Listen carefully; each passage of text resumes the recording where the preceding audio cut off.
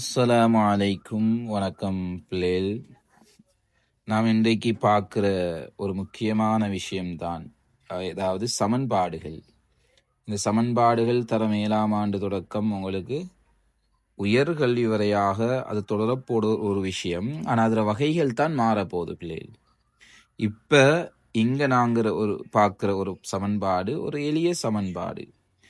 அப்போ சமன்பாடுண்டா விலையும் கொள்ளணும் பிள்ளைகள் ஒரு எளிமையான ஒரு தராசு மாதிரி.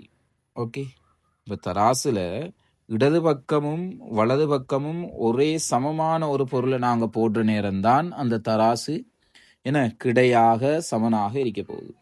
அப்படி இல்லை அப்படின்னு சொன்னால் அந்த தராசு சமனாக இருக்குமா பிள்ளைகள்? இல்லை. அப்படியான ஒரு விஷயம்தான் இந்த சமன்பாடு. அப்போ உங்களுக்கு விளங்கி இருக்கணும், ஒரு சமன்பாட்டில் இடது பக்கம் இருக்கிறதும் வலது பக்கம் இருக்கிறதும் சமனாக இருக்கும். இப்போ சமன்பாடுகளை தீர்த்தல் அப்படின்னு சொன்னா பிள்ளைகள் தெரியாக்கணியம். அப்போ தெரியாக்கணியங்கள் தொடர்பாக நீங்கள் தரம் 6லேயே படிச்சிருவீங்க. ஒரு தெரியாக்கணியம் அதில் பெருமானத்தை நாங்கள் கண்டுபிடிக்கிறது. இப்போ எக்ஸாம்பிள், இப்போ முதலாவது சமன்பாடு பாருங்களேன் பிள்ளைகள், 3b sin 4 = 5. இதில் தெரியாக்கணியம் அப்படின்றது பிக்குரிய பெருமானம் எனக்கு தெரியாது. அப்போ நான் பிக்குரிய பெருமானத்தை கண்டுபிடிக்கணும் அப்படின்னு சொன்னால் எனக்கு b சமன் அப்படின்னு வலது பக்கமாக ஒரு பெருமானம் வரணும். அப்போதான் நான் பிக்கு அந்த பெருமானத்தை நான் சமனாக எடுக்கலாம் அப்படின்றது உங்களுக்கு விளங்கணும். ஓகே பிள்ளைகள், அப்போ இங்கே நாங்கள் கவனிப்போம். சரியா? இப்போ கவனிங்க பிள்ளைகள், இந்த இடத்துல இந்த sin 4 பியோட கழிபட்டு கொண்டிருக்குது. ஏன்னா 4 கழிபட்டு கொண்டிருக்குது, 3 பெருக்கப்படுது. அப்போ விளங்கணும் பிள்ளைகள், முதலாவது கூட்டுற கழிக்கிற அந்த பெருமானங்களை தான் இல்லாமல் செய்யணும். அப்போ sin 4 தான் நான் என்ன செய்யணும்டா பிள்ளைகள், சமனுக்கு அந்த பக்கம் கொண்டு போகணும். அப்போ sin 4 நான் சமனுக்கு அந்த பக்கம் கொண்டு போகிற நேரம் 3b சமன் 5 அது அப்படியே இருக்கும். இப்போ நான் கொண்டு போகிறது sin 4 மட்டும்தான். sin 4 சமனுக்கு அந்த பக்கம் செல்லும் போது அது என்ன செய்யும், அதில் அது எதிரான பெருமானத்தை எடுக்கும். அதாவது sin 4 சமனுக்கு அந்த பக்கம் போனால் சக 4, அதுக்கு எதிரான பெருமானத்தை நாங்கள் போடுவோம். ஓகே, இப்போ 3b சமன், அப்போ எங்களுக்கு 5 சக 4 9. ஓகே பிள்ளைகள், இப்போ கவனிங்க பிள்ளைகள், 3ம் பியும் என்ன செய்து பிள்ளைகள் பெருக்கப்படுது. அப்போ பெருக்கிற 3 நான் இல்லாம செய்யணும். அப்போதானே பி சமன் அப்படின்னு பியை காணலாம் பிள்ளைகள். அப்போ பெருக்கிற 3 இல்லாம செய்யணுமாக இருந்தால் அந்த பெருக்கிற 3 சமனுக்கு அந்த பக்கம் கொண்டு போகணும். இப்போ பெருக்கிற 3 சமனுக்கு அந்த பக்கம் போற நேரம் போயிட்டு வகுக்கும் பிள்ளைகள். அப்போ 9 3 வகுக்கும். ஆகவே 9 3ஆல் வகுத்தால் 3 அப்படின்ற ஆன்சர் எங்களுக்கு கிடைக்க போகுது. அப்போ இதுதான் பிள்ளைகள் இதில் உள்ள ஐடியா. சிம்பிளாக இதை நாங்கள் செஞ்சிருக்கிறோம்.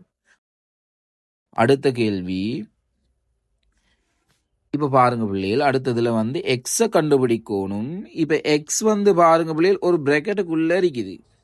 அப்போ பிராக்கெட்டை இல்லாமல் செஞ்சால் தான் பிள்ளைகள் எக்ஸை கண்டுபிடிக்கலாம். அப்போ பிராக்கெட்டோட பார்த்தீங்கன்னா பிள்ளைகள் இந்த 2 பெருக்கி கொண்டிருக்குது. அப்போ பெருக்கிற 2ஐயும் இல்லாமல் செய்யணும். பெருக்கிற 2ஐ இல்லாமல் செய்யறதுக்கு முன்னால இந்த பெருக்கப்பட்டு கொண்டிருக்கக்கூடிய இந்த கோவையோட இந்த 5 கூட்டுப்பட்டு கொண்டிருக்குது. அப்போ முதலாவது நாங்கள் செய்ய வேண்டியது என்ன பிள்ளைகள், கூட்டுறது கழிக்கிறது தானே.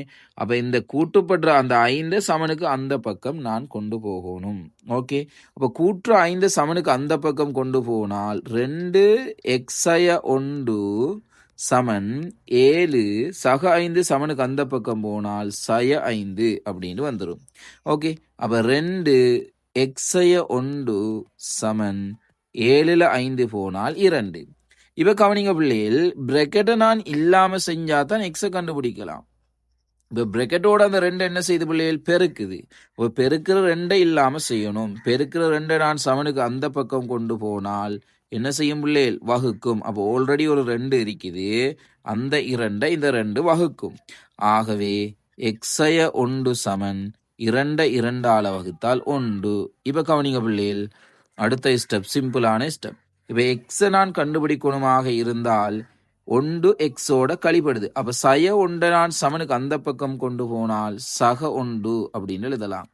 ஆகவே 1 சக 1, ஆல்ரெடி இருந்தது 1, அதுக்கு பிறகு நான் இன்னொரு 1 கொண்டு வைத்திருக்கிறேன், அது சக 1. ஆகவே கூட்டுப்பட்டால் எக்ஸ் சமன் 2 அப்படின்னு சொல்லி எக்ஸுக்குரிய பெருமானம் எங்களுக்கு கிடைக்க போகுது.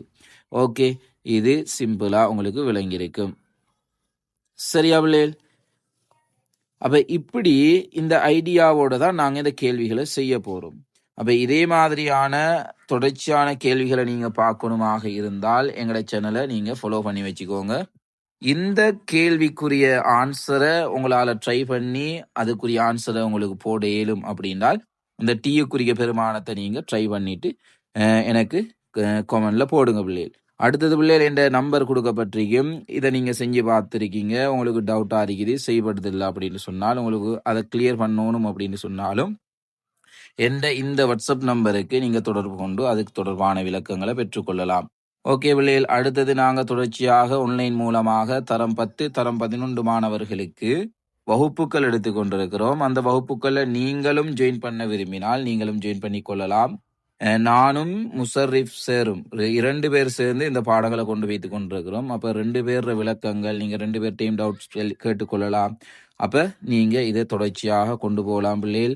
அடுத்தது ஓலெவல் மாணவர்கள் நெருங்கி கொண்டிருக்கிறது, உங்களுக்கு ஓலெவலுக்குரிய காலம் நெருங்கி கொண்டிருக்குது.